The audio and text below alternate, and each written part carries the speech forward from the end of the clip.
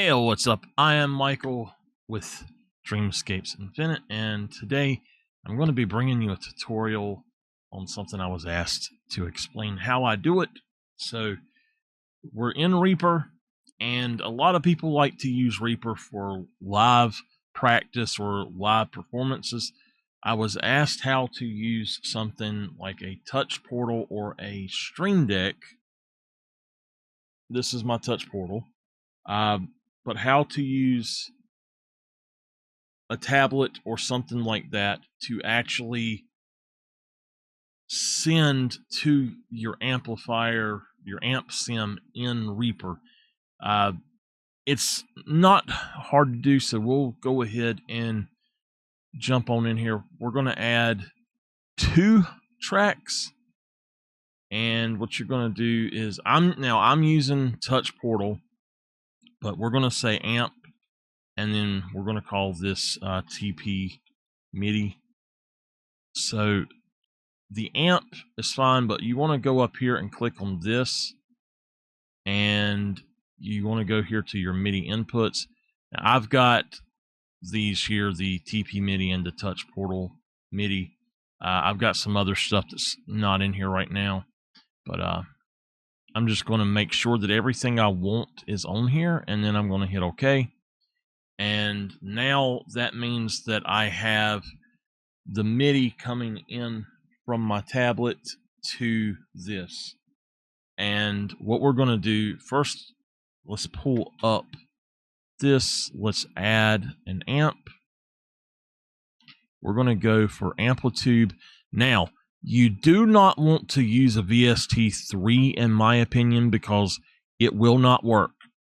It just will not work. There's some problem, from my understanding, when they were creating VST3, they either removed or messed up the way that MIDI is input into a lot of the VST3 plugins. So you don't want to do that. You want to go with the one that just says VST, which is a VST2. So you want to add that.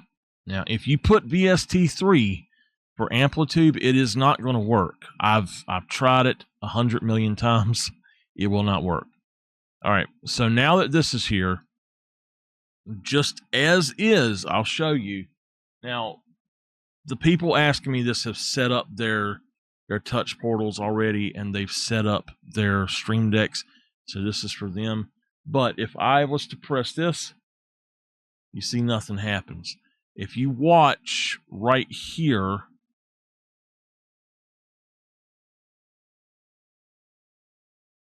you see there's nothing popping up over here. So what we need to do is actually put this in. So number one, we need to go over here to where it says the input. We're going to go down to MIDI, and we're going to choose the one that we're using. So I've got, I think it's Touch Portal MIDI. I've got that. I'm going to tap it. It doesn't do anything. I'll show you why in a minute. But before we do that, you want in Reaper now, if you're using Reaper, you want to take this little route button and just pull it up here to this. And it says MIDI all to all, and you should be good.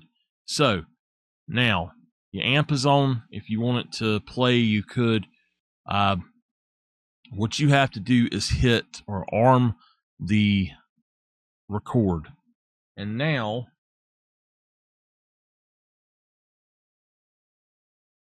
let's see if it does it. I'm not seeing it pop up, so I think we have the wrong one. I want to go down here to TP MIDI, and it changes it. Now, you don't always see it in here, but watch this right here. You'll see it pop up. It turned yellow.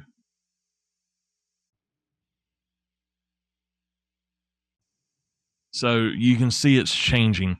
And it has to have this one on. I think, yeah, you can change it even if you don't have the record arm for this. That way, if you wanted to try a bunch of different amps, something you'd already recorded, you could just go in here and have a bunch of different presets and just switch through them like that really easily. What this prevents you from having to do is go into the folder and pick something, or going up here and going in and picking something. So it's a very helpful thing, in my opinion, to be able to do that. If you're practicing and you want to switch without, you don't have the money to buy a foot switch, a MIDI foot switch, you can easily spend, I think it's like $12 or something to get Touch Portal, put it on your tablet, your phone, and just download the MIDI plugin. And then all you got to do is you set it up. Once you learn to set it up and all, if you need help with that, let me know and I can show you some of my code. But you just go in and you start moving stuff around, and you can easily get everything set up where you can switch like a know-it-all. I hope this has helped, and I'll see y'all next time.